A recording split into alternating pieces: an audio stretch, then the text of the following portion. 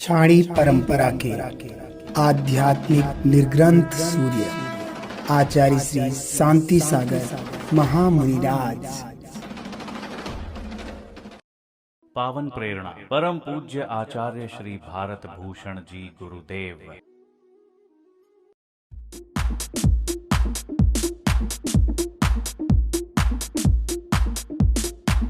पवित्र ठहरो ठहरो, कहाँ चल दिए? मैं घूमने जा रहा हूँ। तुम घूमने जा रहे हो? उधर केवलदास जी आज की कहानी में संभेद शिखर जी की यात्रा करने जाएंगे। अच्छा चेतना, सुनाओ चेतना, आगे की कहानी सुनाओ।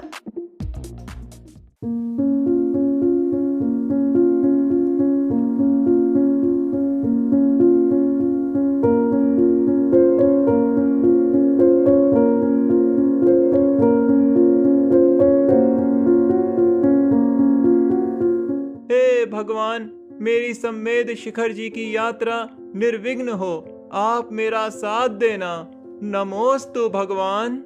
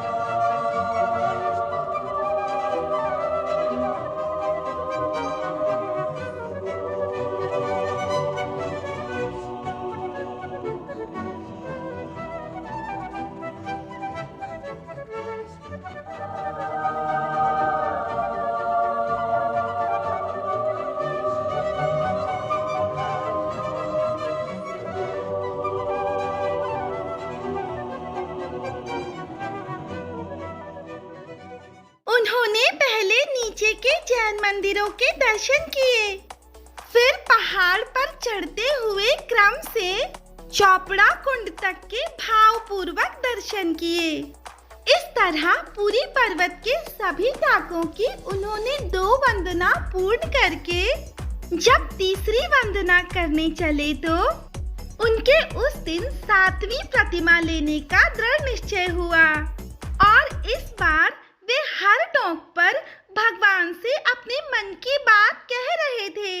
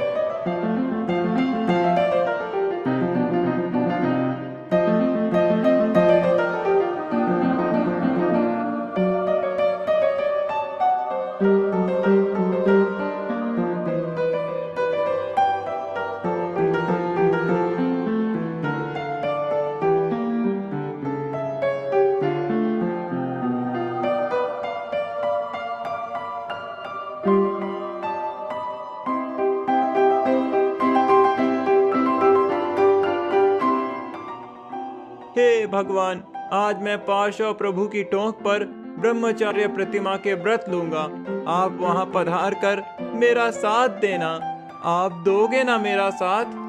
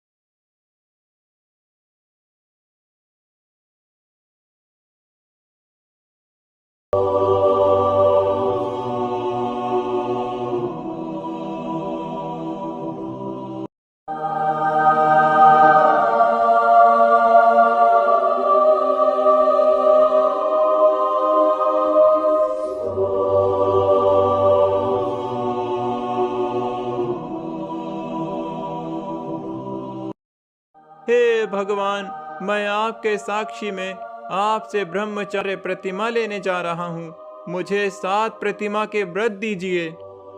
इस प्रकार उन्होंने घर वाले कपड़े उतार कर शुद्ध धवल, धोती, दुपट्टे पहन लिए और मस्तक के बाल भी उखाड़ कर फेंक दिए।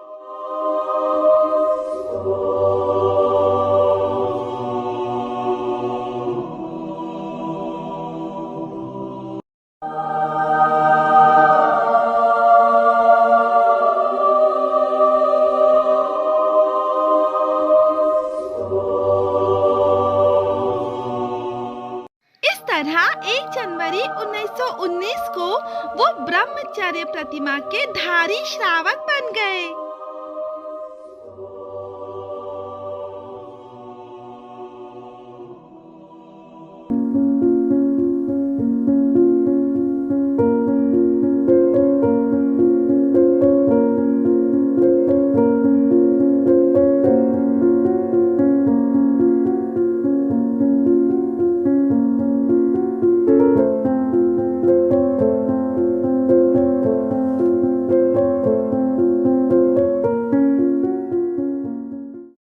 उसके बाद में बनारस पहुँचे। वहाँ रात्रि के समय स्वप्न में उन्हें एक जैन लड़की दिखी। भैया जी, आप ये पुस्तक ले लो, आपको बहुत सी विद्याएं प्राप्त हो जाएंगी। इस प्रकार अनेकों तीर्थ जैसे गोमटेश, हस्तिनापुर, गौरल आदि के दर्शन करते हुए वे अपने छाणी गांव में पहुंच गए। सभी ने उनका खूब स्वागत किया। उनके पिता भी उनसे प्रभावित हुए। तभी पिताजी ने उनको अकेले में संबोधित किया।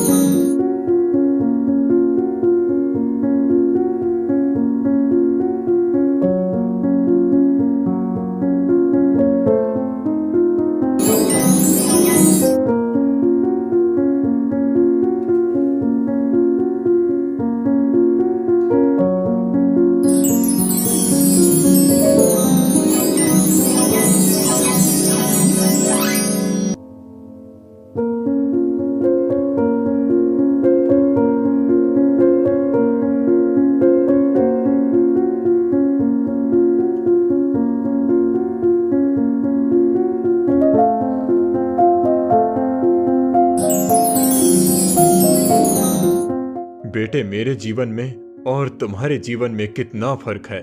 तू सच में बहुत बड़ा जैन मुनि राज बनेगा। मुझे क्षमा कर देना मेरे बच्चे।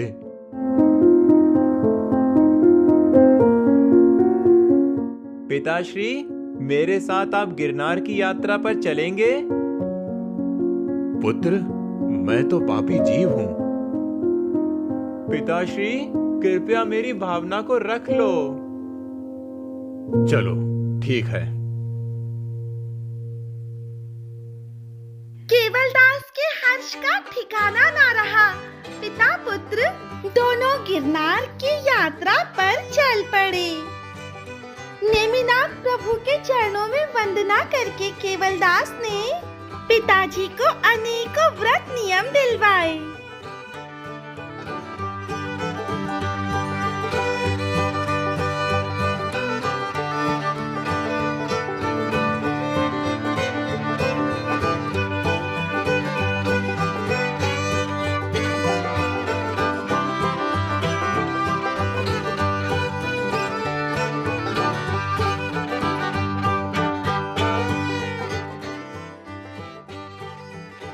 पिताजी, आपको कैसा लगा? बेटा, बहुत अच्छा लगा मुझे यहाँ दर्शन करके। मैं तो धन्य हो गया।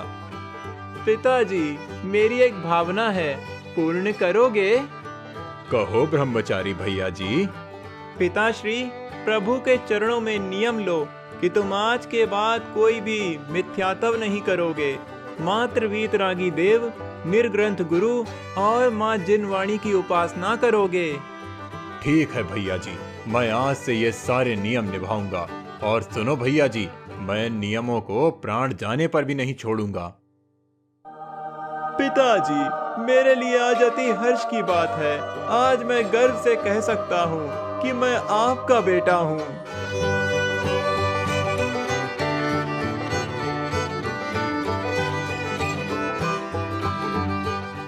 पिता के साथ कुछ और तीर्थों की वंदना करके पिता को उन्होंने घर भेज दिया।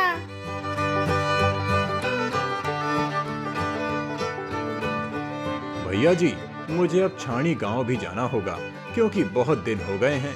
कुछ व्यापार संबंधी लेन देन भी करना है। ठीक है पिताजी, आप निकल जाइए, पर अपने नियम अच्छे से निभाना। नियम की आप चिंता न करें भैया जी, प्राण जाने पर भी नियम नहीं छोड़ूंगा। मुझे आपसे यही उम्मीद है पिताजी।